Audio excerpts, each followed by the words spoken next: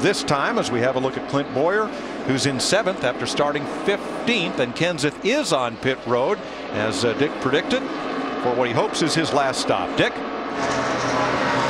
Clint Boyer right now very happy with his race car. He said that he doesn't want any adjustments, but what's interesting is the temperature has cooled down considerably here at the track.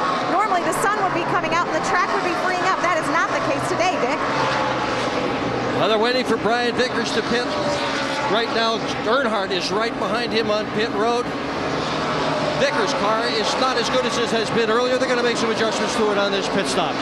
Joey Logano's in. Dale Earnhardt Jr. completes his service. David Rudiman. Bobby Labonte comes to the pit lane. Here comes Vickers. Steve. Juan Pablo Montoya saying the car is getting tight again in all the same places. I still need help pointing the car. Dick?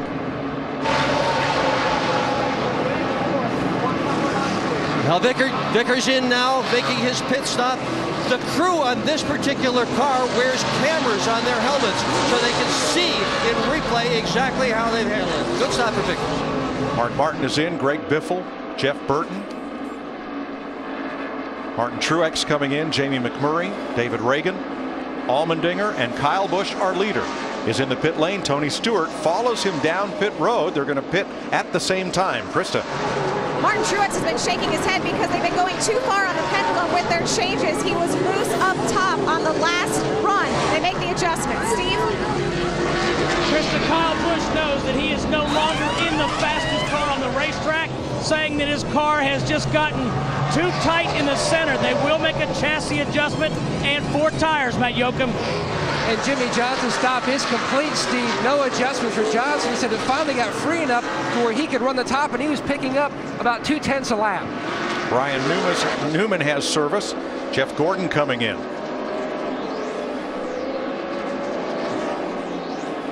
Pretty good observation on Kyle Busch's part to know that his car had gotten off a little bit and these other guys are gaining on him. They needed to make a quick change there. Carl Edwards gets an adjustment. Trevor Bayne really smoked the tires, getting slowed down to enter pit road. And we should cycle around with Busch back in the lead. Now, when Kyle Busch came to pit road, he had a 1.1 second lead on Tony Stewart. He stretches it again this time to 2.7 seconds over Stewart.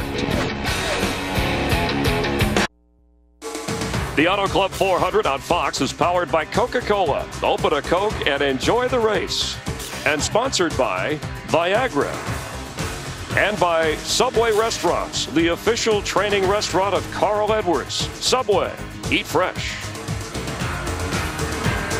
Caution is out for the 3rd time today, and only a few of the cars are taking the opportunity to pit. Here's why. Watch the 71 of rookie Andy Lally, trying to toss and catch it, and can't hold on to it. It looked like all the tires were up after Lally pulled away from this spin off turn number 4. Yeah, it had the appearance of a right rear tire being low, but doesn't look low right there. So Lally is the caution. Landon Castle gets the free pass. Very few people pitted.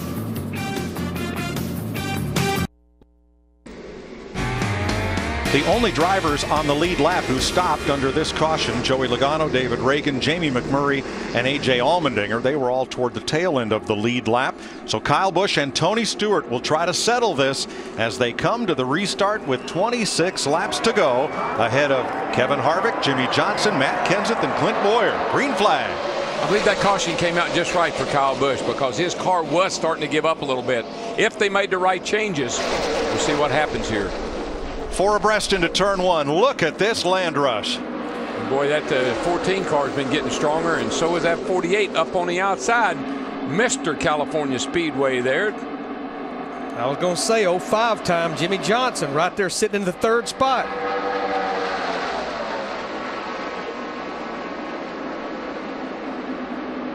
Matt? Mike, Tony Stewart's been given the green light. No concerns for fuel. Even if we go into an overtime situation with a green-white checkered finish, they are 8 to 10 laps to the good on fuel.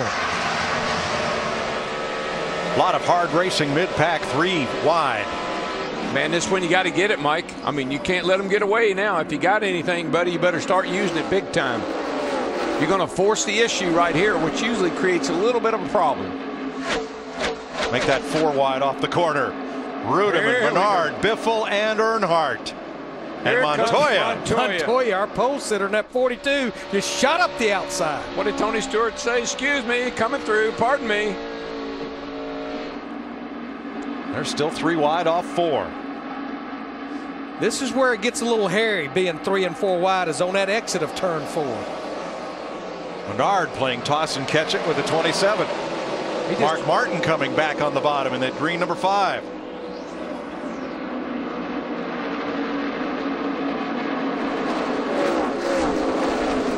It's one of the widest tracks in all of NASCAR, and they're using every inch of it.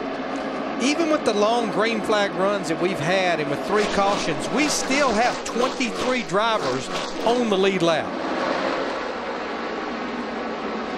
Just coming to keeping an eye on this group right here, because Rudeman down on the apron in the 00. I mean, way down on the apron through the corner. Boy, they get a little snug back here. Look out. On the left, Childress team battle for 5th. Boyer and Harvick with Matt Kenseth. And on the right, everybody fighting for 12th on back. I've been watching Kevin Harvick in the 29 car. He really struggles on the exit of the corner. His car just really wants to break loose. Doesn't have a lot of rear grip in it right now. Jamie Mack in the 1, trying to race back up into the top 10. Currently 17th. And Bain has been in the wall again. Yeah, he was really being forced to the outside by a lot of these cars that maybe were a little quicker than him. Right side of your screen, the 21. Pretty good hit right there coming off. That was off turn 2. He got it off turn 4 earlier. 22 laps to go. Here's the battle for 2nd. That's the fastest car on the track right now, Jimmy Johnson. He's running a little bit quicker lap times than even the leader is. He's got that thing dialed in when it counts.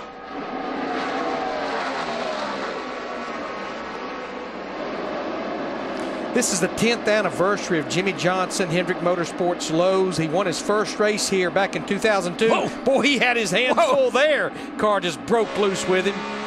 Larry, what he was trying to do. Doing good. Clear by 10.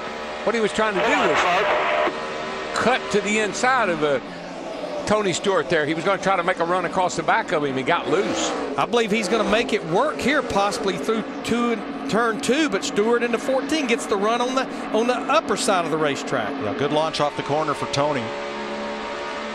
Jimmy Johnson knows he's only got a short period of time here, a little window of opportunity to get to Kyle Busch up there in at 18. Once the tires start to give up a little bit, it'll be hard to get him. Now Kevin Harvick is catching these 2 as they battle for 2nd. Harvick and Boyer on the right of your screen are trying to close. And yeah, Ryan Newman is there. Jimmy Johnson made the pass on Tony Stewart getting down into turn 1 there, and you can see the distance up to the lead, not that much. Johnson in the 48 finally clears Stewart. He'll slide up in front of him off turn 2. 20 laps to go. Now just remember, when you catch somebody, it takes a lap or 2 to work around them, even if you are a little bit better than they are. 20 laps, 40 miles. This is not just a Sprint Cup race. It's a sprint race from here. Game on. And Kyle Busch trying to hold the field back at 0.7 of a second. That's his lead over Jimmy Johnson, and it is dwindling. Talked about Jimmy Johnson in the 48 having one of the fastest cars. I've been watching his scoring monitor. Another one is Ryan Newman in that 39 car. We got battles all over this racetrack with 19 laps to go. This is when you give her all you got, Larry. You just got to stand on that gas pedal, baby. 4th place battle on the upper left. On the upper right, that's the fight for 11th. And at the bottom of the screen is the lead. Stevie Letarte, Dale Jr., they've done a nice job of adjusting him up today. He's in 12th spot here, fighting with Vickers. Looking for another top 10. Drivers not named Kyle Busch have led a total of only 46 laps today. He has led the other 136 laps. And this is when Kyle Busch is special, but he's really special at the end of these races. Think about last week at Bristol. He had Carl Edwards all over him, but he sat there, he focused, Eventually, he drove away. I think he showed it again in yesterday's race when they put 2 tires on him with 10 to go under green. Not many drivers can do what he did with it, but he did it for 10 laps.